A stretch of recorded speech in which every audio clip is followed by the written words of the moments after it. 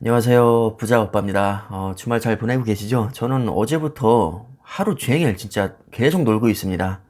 오늘도 좀 전에 일어났거든요. 지금 점심도 안 먹고 이제서야 지금 첫 영상을 찍고 있는데 어제 한 구독자님께서 SOXL에 대한 제 의견을 설 특집 영상으로 한번 달아달라고 하셨는데 어제 바로 올리려다가 노는데 정신 팔려서 이제서야 지금 영상을 찍고 있습니다. 요즘 서학개미들 순매수 순위를 봐도 TQQQ와 SOXL 두 종목 모두 거의 5위권 안으로 지금 포진되어 있거든요. 그 정도로 관심이 정말 많으신 거죠.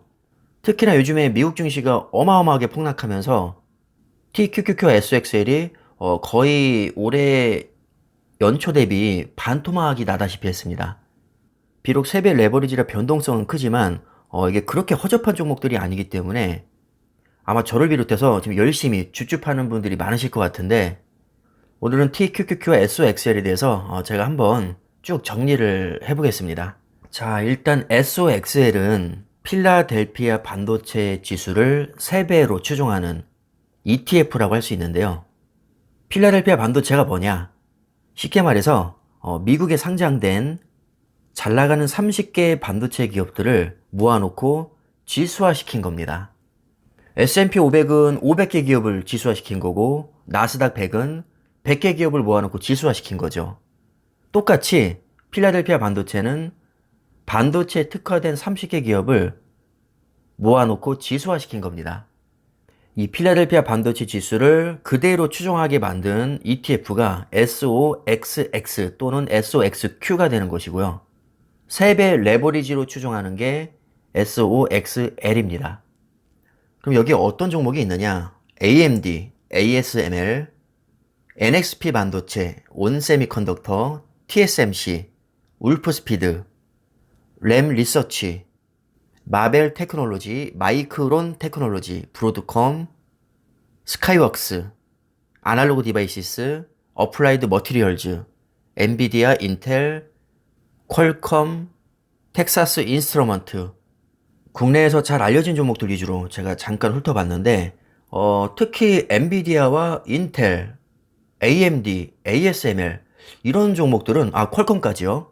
이런 종목들은 개별 종목으로도 아마 굉장히 많이 투자를 하고 계실 겁니다. 특히 엔비디아, 메타버스 최대 수혜주이자 대장주라고 할 수 있고 아마 국내에서 인기가 가장 많을 겁니다. 그 다음에 TSMC, 파운드리 세계 1위 기업이고 전 세계 반도체의 50% 이상을 생산하는 엄청난 기업입니다.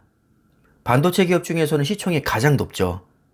그 다음이 엔비디아고 그 다음이 삼성전자입니다.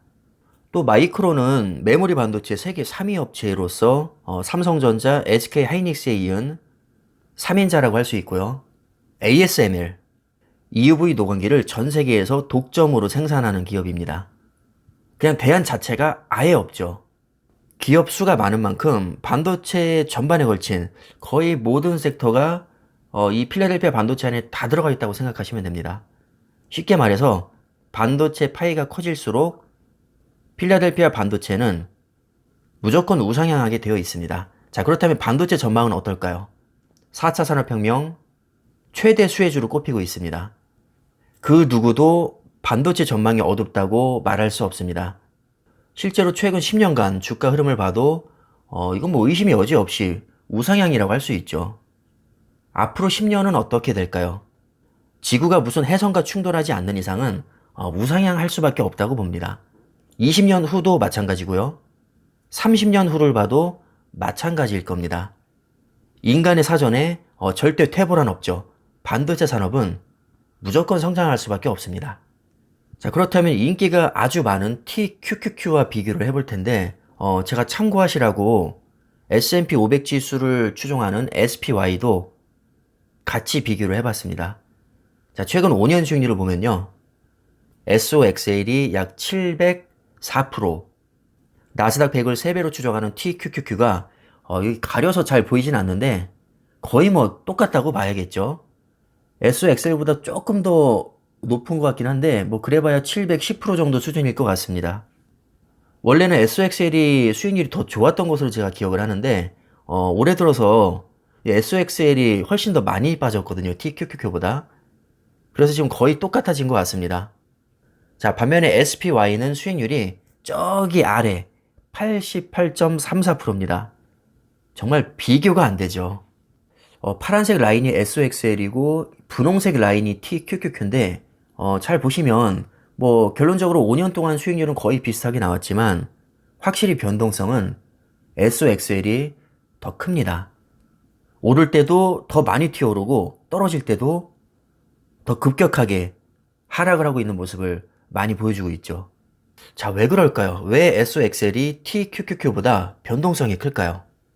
TQQQ 구성 종목을 보면 어느 정도 답이 나옵니다. QQQ를 3배 레버리지로 추종하는 게 TQQQ니까 그냥 편의상 QQQ의 구성 종목을 보면 일단은 100종목으로 이루어져 있고요. 뭐 실제로는 104종목에서 105종목 정도 왔다 갔다 하긴 합니다. 일반적으로 그냥 편의상 100종목으로 보는데 상위 10개의 기업을 보면 애플, 마이크로소프트, 아마존, 메타 플랫폼스, 테슬라, 알파벳 A와 C, 구글이라고 할 수 있고요. 그 다음에 엔비디아, 어도비, 펩시코 이렇게 상위 10기업이 52.49%를 차지하고 있고요. 세계에서 가장 시총이 높고 안정적이라는 애플과 마이크로소프트 두 종목의 비중만 거의 23%에 달합니다. 기본적으로 너무나도 무겁고 우량한 종목들이기 때문에 변동성이 아무래도 크지 않겠죠. 자, 게다가 아마존도 약 6.5% 정도 되고요. 메타 플랫폼스, 옛날 페이스북이죠. 페이스북도 4.8%, 그 다음에 구글도 약 7.5% 정도 비중을 차지하고 있습니다. 이렇게 초우량 거대 기업들이 상당히 높은 비중을 차지하고 있다 보니까 기본적으로 변동성이 작을 수밖에 없는 것이고요. 자, 게다가 종목수를 보면 필라델피아 반도체는 약 30종목이었고 이 나스닥 100은 100종목입니다. 종목수 자체가 3배 이상이기 때문에 아무래도 변동성이 더 작을 수밖에 없습니다. 제가 100개 종목을 일일이 다 나열하기는 좀 그렇지만 그래도 몇 개 종목을 더 보면 뭐 시스코 있고요. 브로드컴, 컴캐스트, 코스트코, 인텔, 페이퍼홀딩스, 퀄컴, 넷플릭스. 우리가 알만한 기업은 여기 뭐 거의 다 들어가 있다고 보시면 됩니다. 심지어 필라델피아 반도체와 겹치는 종목도 있죠.